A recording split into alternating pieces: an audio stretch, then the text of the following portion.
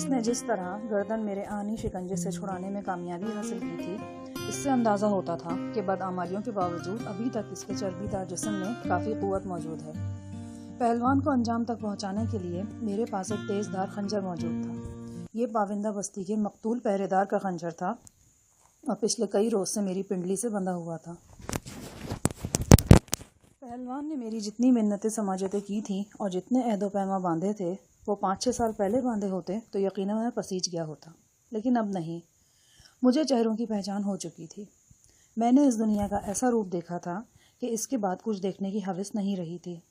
میں آپ کو کیا بتاؤں میں نے کیا کیا دیکھا تھا، اور جو کچھ دیکھا تھا اس سے بڑھ کر انسان کی نفسیات دیکھی تھی۔ دنیا کی مشکل ترین مخلوق ہے انسان، اور اس کی نفسیات اس سے کہیں زیادہ مشکل ہے۔ میرے سامنے گڑ گڑاتے پہلوان کو دیکھ کر کون کہہ سکتا تھا کہ وہ جھوٹے وعدے کر رہا ہے، لیکن وہ جھوٹے وعدے کر رہا تھا۔ کم از کم میں اس کی بات پر یقین نہیں کر سکتا تھا، کیونکہ اس کے جھوٹے ہونے کا ایک ثبوت ابھی صرف 45 منٹ پہلے مجھے مل چکا تھا۔ میں نے پہلوان سے کہا تھا کہ اگر اس نے کمرے میں کوئی ہتھیار وغیرہ چھپا رکھا ہے تو وہ میرے حوالے کر دے، لیکن اس نے ایسا نہیں کیا تھا۔ اس نے تکیے میں ایک تیز دھار اس طرح چھپا رکھا تھا جو اس ہوٹل میں قیام کے دوران میں نے تکیے کے غلاف میں خاص چیز دیکھی تھی، وہ اس طرح ہی تھا، اور اب وہ اس طرح والا تکیہ پہلوان کے بالکل قریب موجود تھا۔ پہلوان نے اپنے اس ہتھیار سے محروم ہونا پسند نہیں کیا تھا، اس امید پر کہ شاید اسے کوئی کاری وار کرنے کا موقع مل جائے۔ اس طرح والا تکیہ پہلوان کے دائیں ہاتھ کے نیچے تھا، اور اگر میں چند لمحوں کی غفلت برتتا تو پہلوان اس طرح سے فائدہ اٹھا سکتا تھا۔ آج وہ میری آنکھوں کے سامنے میرے ریوالور کی زد میں جھوٹ بول رہا تھا۔ میں اس وقت کے لیے اس پر کیسے اعتبار کر لیتا جب میرے اور اس کے درمیان نامعلوم فاصلے حائل ہو جانا تھے۔ میں اپنے پروگرام کو عملی جامہ پہنانے پر مجبور تھا۔ میں نے پہلوان سے پوچھا، وہ دوا کہاں ہے جو تم پرسوں نجو کو کھلانا چاہتے تھے؟ وہ شکست خوردہ لہجے میں بولا، دوسرے کمرے میں پڑی ہے، نیچے والی دراز میں۔ جاؤ وہ دوا خود نکال کر لاؤ۔ وہ غیر یقینی نظروں سے میری طرف دیکھنے لگا، جیسے میری بات کو مذاق سمجھ رہا ہو۔ یہ بھی اس کے اندر کا چور تھا۔ یہ چور یقین نہیں کر پا رہا تھا کہ میں اس وقت اسے اپنی نگاہوں سے دور کر سکتا ہوں۔ دیکھ کیا رہے ہو؟ جاؤ دوا نکال کر لاؤ۔ وہ لڑکھڑا کر اٹھ کھڑا ہوا۔ چہرے سے کشمکش شویدہ تھی۔ ایک الجھی ہوئی نظر مجھ پر ڈال کر وہ آگے بڑھا اور اپنا دایاں ہاتھ دروازے کی کنڈی کی طرف بڑھایا۔ میری طرف اس کی پشت تھی۔ وہ نہیں جانتا تھا کہ اس پر کیا قیامت ٹوٹنے والی ہے۔ بالکل آخری لمحات میں نے اپنا ارادہ تبدیل کر دیا۔ پنڈلی سے خنجر نکالنے کے بجائے میں نے آگے جھک کر تکیے کے غلاف میں سے اس طرح کھینچا۔ اس کام میں بمشکل نصف سیکنڈ لگا۔ اس طرح پہلے سے کھلا ہوا تھا۔ اس سے پہلے کہ پہلوان دروازے کو گھٹنے سے دھکیل کر کنڈی گراتا، میں نے اس پر چھلانگ لگائی۔ میرا بایاں ہاتھ اس کے ہونٹوں پر آیا اور دائیں ہاتھ میں چمکتے استرے نے بڑی صفائی سے اس کی شہرک کاٹ ڈالی۔ پہلوان میری گرفت میں تڑپا، لیکن اس کا جسم بری طرح جکڑا ہوا تھا۔ وہ صرف اپنا چہرہ گھما سکا۔ اس کی آنکھوں میں دنیا جہاں کا خوف سمٹ آیا تھا۔ ان آنکھوں نے بصارت مان پڑنے سے پہلے جو آخری منظر دیکھا، وہ میرے دائیں ہاتھ میں خون آلود استرے کا تھا۔ تھوڑی دیر بعد میں دوسرے کمرے میں نجو کو گہری نیند سے جگانے میں کامیاب ہو چکا تھا۔ وہ دوا کے زیر اثر تھی، اس لیے بیدار ہو کر بھی سوئی سوئی لگتی تھی۔ کیا بات ہے صاحب جی، آپ تو چلے گئے تھے نا؟ چلا گیا تھا لیکن پھر واپس آ گیا ہوں۔ تم جلدی سے اٹھو اور میرے ساتھ چلو، میں نے مختصر جواب دیا۔ میرا کہا اس کے لیے حکم کا درجہ رکھتا تھا، مگر اس نادر حکم شاہی پر وہ حیران نظر آ رہی تھی۔ پھر اس کی نگاہ میرے ننگے پاؤں پر پڑی۔ پہلوان کی گردن سے فوارے کی طرح چھوٹنے والے خون کے کچھ چھینٹے میرے پاؤں کی پشت پر موجود تھے۔ وہ ایک دم بے حد پریشان ہو گئی۔ مسیری سے اٹھتے ہوئے بولی، صاحب جی کیا ہوا؟ کوئی جھگڑا ہو گیا کیا؟ ہاں، لمبا ہی جھگڑا ہوا ہے، ہمارے یہاں سے فوراً نکل جانا ضروری ہے۔ وہ زرق برق لباس پہنے ہوئی تھی، کلائیوں میں سہاگ کی نشانی سترنگی چوڑیاں تھیں۔ وہ کرا کر بولی، لیکن شہباز کہاں ہے؟ وہ یہاں نہیں ہے، تم جوتی پہن لو اور گرم چادر دے لو، ہم یہاں سے جا رہے ہیں ابھی اور اسی وقت۔ اور باقی سامان کچھ لینے کی ضرورت نہیں، بعد میں دیکھا جائے گا۔ جب وہ چرمی بیگ میں سے گرم چادر نکال رہی تھی، میں نے کمرے میں موجود تینوں بستروں سے چادریں اتاری اور انہیں گرہیں دے کر باندھ دیا۔ کمرے کی بتی بجھا کر ہم باہر برآمدے میں آ گئے۔ زینوں کی جانب سے کھڑکھڑاہٹ سنائی دے رہی تھی۔ غالباً کوئی ملازم تنگ زینوں سے چارپائی اوپر لانے کی کوشش کر رہا تھا۔ ہم دونوں گھوم کر اس عقبی راہداری میں آ گئے جہاں سے میں ہوٹل میں داخل ہوا تھا۔ یہاں حسب سابق تاریکی اور خاموشی تھی۔ میں نے نجو کو سمجھایا کہ اسے راہداری سے 15-16 فٹ نیچے ہوٹل کے پچھواڑے اترنا ہے۔ کیسے؟ ان چادروں کے ساتھ۔ میں نے بستر کی چادریں سے دکھائیں۔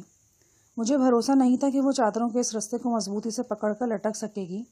میں نے اس رستے کے ایک سرے کو اس کی کمر سے لپیٹ کر موٹی سی گرہ دے دی۔ گرہ سخت تھی، وہ بے ساختہ ہائے اللہ کہہ کر رہ گئی۔ ہم جہاں کھڑے تھے وہاں سے پہلوان والے کمرے کی کھڑکی صرف 2 فٹ کے فاصلے پر تھی۔ نجو سوچ بھی نہیں سکتی تھی کہ اس کھڑکی کی دوسری طرف اس شخص کی لاش پڑی ہے جسے وہ اپنا مجازی خدا سمجھتی ہے۔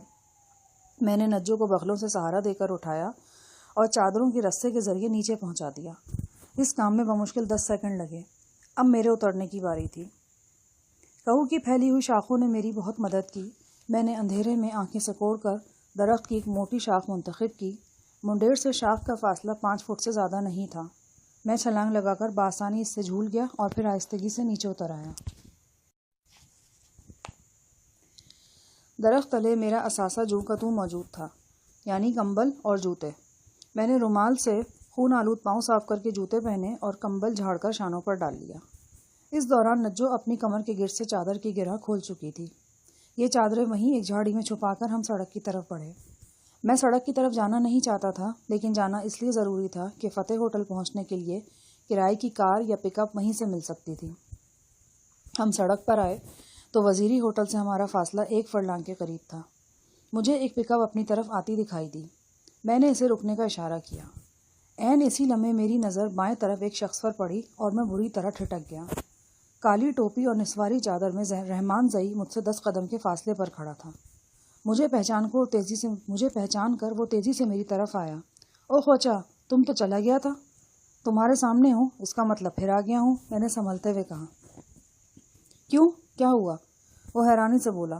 اور یہ بیوی کو لے کر اس وقت کدھر جا رہا ہے؟ نجو نے چہرہ چھپا رکھا تھا، لیکن رحمان زئی چادر سے اسے پہچان گیا تھا۔ اس کے پیٹ میں سخت تکلیف ہے، ڈاکٹر کے پاس لے کر جا رہا ہوں۔ وہ الو کا پٹھا شہباز پتہ نہیں کہاں چلا گیا۔ ڈاکٹر؟ اس وقت کون سا ڈاکٹر ہوگا؟ وہ الجھے ہوئے لہجے میں بولا۔ اس کی آنکھوں میں شک کی دھندلاہٹ ہر گھڑی گہری ہوتی جا رہی تھی۔ میں نے جواب میں بتایا کہ میرا ایک دوست ہے، وہ اس وقت مل جائے گا۔ بھائی صاحب کدھر جاؤ گے؟ ایک کھردری آواز میرے پہلو سے ابھری۔ یہ اس پک اپ کا ڈرائیور تھا جسے میں نے ابھی ہاتھ دے کر روکا تھا۔ رحمان زئی کے سوالات سے بچنے کا یہ سنہرا موقع تھا۔ میں نے نجو کو لیا اور جلدی سے پک اپ میں بیٹھ گیا۔ رحمان زئی سکتے کی حالت میں کھڑا تھا۔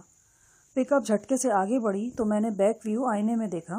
رحمان زئی مڑا اور تیزی سے وزیری ہوٹل کی طرف بڑھتا چلا گیا۔ پک اپ کا ڈرائیور پنجابی نکل آیا۔ اس کا نام عنایت تھا۔ وہ پسرور نارووال سائٹ کا رہنے والا تھا۔ اپنی کسی نامعلوم مجبوری کے سبب وہ یہاں ڈرائیوری کر رہا تھا۔ پک اپ کا مالک مقامی شخص تھا۔ عنایت اسے 300 روپے دہاڑی دیتا تھا۔ یہ سواریوں والی پک اپ تھی۔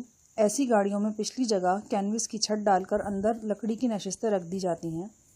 8-10 سواریوں کی جگہ ہوتی ہے، لیکن رش کے اوقات میں 15-20 تک بٹھا لیے جاتے ہیں۔ فتح ہوٹل کے راستے میں عنایت سے میری گفتگو مسلسل ہوتی رہی۔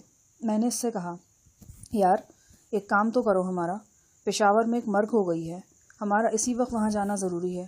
تمہاری گاڑی کی حالت اچھی ہے، تم جتنے پیسے کہو گے میں دے دیتا ہوں، تم ہمیں صبح تک پشاور پہنچا دو۔ میں آپ کا خادم ہوں بادشاہو، پر اس وقت ہم نہیں نکل سکیں گے۔ اس ٹائم ٹل پارا چنار روڈ پر ٹریفک بالکل بند ہوتا ہے۔ 2-3 ہفتوں سے تو ٹرک وغیرہ بھی نہیں نکل رہے، ڈاکوؤں شاکوں کا چکر ہے۔ پارا چنار سے نکلتے ہی چیک پوسٹ ہے، وہاں ملیشیا یا لیوی والے روک لیں گے ہمیں۔ وہاں سے کسی طرح نکل بھی گئے تو اگلی چوکی پر پکڑے جائیں گے۔ کوئی چور راستہ نہیں ہے؟ راستے تو ہیں جی، پر اس ٹائم ہر طرف خطرہ ہی خطرہ ہے۔ پھر کیا ہو سکتا ہے؟ یہی ہو سکتا ہے کہ صبح صبح پہلی بس پر نکل جائیں ہم۔ بس تو بہت دیر سے نکلتی ہے یار، اور پھر چلتی بھی کھوتے کی رفتار سے۔ تو پھر آپ مجھے حکم کریں جی، میں آ جاؤں گا گاڑی لے کر منہ اندھیرے۔ اگر واپس بھی آنا ہے تو پیٹرول کا خرچہ نکال کر جو دل میں آئے دے دیں۔ میں نے ایک لمحے کے لیے سوچا، پھر کہا، ٹھیک ہے، اب ہمیں تم فتح ہوٹل اتار دو، صبح جتنی جلدی ہو سکے پہنچ جاؤ، ہم تیار ملیں گے، پیٹرول کا خرچہ نکال کر 800 روپے تمہیں مل جائیں گے، ٹھیک ہے؟ عنایت محمد کے چہرے پر چمک آ گئی۔ وہ بولا، بس جی، ہم تو زبان کے بندے ہیں، جب بات آپ پر چھوڑ دی تو آپ جو مناسب سمجھیں۔ ہمیں فتح ہوٹل اتار کر عنایت محمد واپس چلا گیا۔ اب رات کے 11:30 بج رہے تھے۔ اتنی رات گئے وہ کمبخت رحمان زئی معلوم نہیں کیا کرنے شہباز پہلوان کے پاس آیا تھا۔ اس کی وجہ سے سارا کھیل اپسٹ ہو گیا تھا۔ ظاہر ہے پہلوان کا قتل اب راز نہیں رہے گا، اور صبح ہونے سے بہت پہلے پارا چنار میں میری اور نجو کی تلاش شروع ہو جائے گی۔ میں نجو کو لے کر اپنے کمرے میں پہنچا تو نبیلہ اور منا کے علاوہ زریں گل بھی وہیں موجود تھا۔ کمرے میں مونگ پھلی کے چھلکوں کا ڈھیر لگا تھا۔ لگتا تھا میری غیر حاضری میں زریں گل 2-2.5 کلو مونگ پھلی ٹکور چکا ہے۔ مونگ پھلی اور چلغوزے کا وہ بیری تھا۔ میرے ساتھ نجو کو دیکھ کر زریں گل کے علاوہ نبیلہ بھی حیران نظر آ رہی تھی۔ میں نے ان دونوں کی حیرانی کو نظر انداز کرتے ہوئے زریں گل سے پوچھا، میں نے تو تمہیں گھر جانے کے لیے کہا تھا۔ ہم گھر ہی جا رہا تھا، لیکن پھر ہم نے سوچا آپ تو پہلوان کے پاس بیٹھا رہے گا، ادھر ہوٹل میں بیوی اور بچہ لوگ اکیلا ہوگا، زمانہ ٹھیک نہیں ہے بھائی صاحب۔ ہم نے وقت گزارنے کے لیے مونگ پھلی لیا اور ادھر آ گیا بیوی کے پاس۔ بہت باتیں بنائیں ہم نے بیوی جی کے ساتھ۔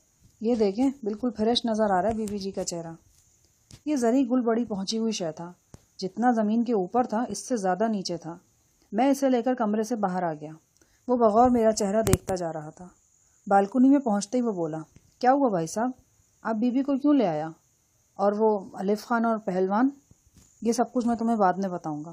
فی الحال ایک کام کرو، ہمیں جلد از جلد یہاں سے جانا ضروری ہے، اور بہتر ہے کہ ہم بس کے بجائے پک اپ یا وین وغیرہ کے ذریعے نکلیں۔ میں نے ایک پک اپ والے سے کہا تو ہے، لیکن ہو سکتا ہے کہ وہ نہ آ سکے۔ ہمارے پاس دوسرا انتظام بھی ہونا چاہیے۔ تم کوئی بندوبست کر سکتے ہو؟ میری توقع کے مطابق زریں گل کا جواب ہاں میں تھا۔ ہمارا بہنوئی پک اپ چلاتا ہے، اس کے چھوٹے بھائی کا بھی 2 گاڑی چلتا ہے۔ اگر آپ ضروری سمجھتا ہے تو ہم ابھی جاتا ہے اور ان سے بات کر لیتا ہے، لیکن صبح سے پہلے ہم یہاں سے نہیں نکل سکے گا۔ وجہ مجھے معلوم ہے، تم جاؤ اور ان سے بات کرو۔ میں نے جس شخص سے بات کی ہے وہ 4 بجے کا کہہ کر گیا ہے۔ اگر وہ 5 بجے تک نہ آیا تو تم جا کر اپنے بہنوئی کو لے آنا۔ میں یہاں سے سیدھا پشاور جانا چاہتا ہوں۔ زریں گل نے اس بات میں سر ہلایا۔ اس کے ہونٹوں پر سوالات مچل رہے تھے، لیکن میرا منہ دیکھ کر وہ چپ رہا اور کمبل لپیٹ کر باہر چلا گیا۔ نہ اس نے کچھ پوچھا، نہ میں نے بتایا، لیکن میرے خیال میں وہ بہت کچھ سمجھ چکا تھا۔ زریں گل کی روانگی کے بعد میں نے سگریٹ سلگایا اور اطمینان سے ٹہلتا ہوا کمرے میں پہنچ گیا۔ نبیلہ اور نجو کے لیے ممکن نہ تھا کہ میرے چہرے سے کسی بھی ہیجان خیزی کا اندازہ لگا سکیں، اور یہ حقیقت تھی کہ یہ سب کچھ واقعی میرے لیے کوئی ایسا ہیجان خیز بھی نہیں تھا۔ موت کے آگے پیچھے بھاگتے ہوئے ایسے بہت سے مرحلوں سے گزر چکا تھا میں۔ چارپائی پر سوئے ہوئے منّے کے پاس بیٹھ کر میں آگے کی طرف جھکا اور ٹھٹرے ہوئے ہاتھ انگیٹھی کی طرف پھیلا دیے۔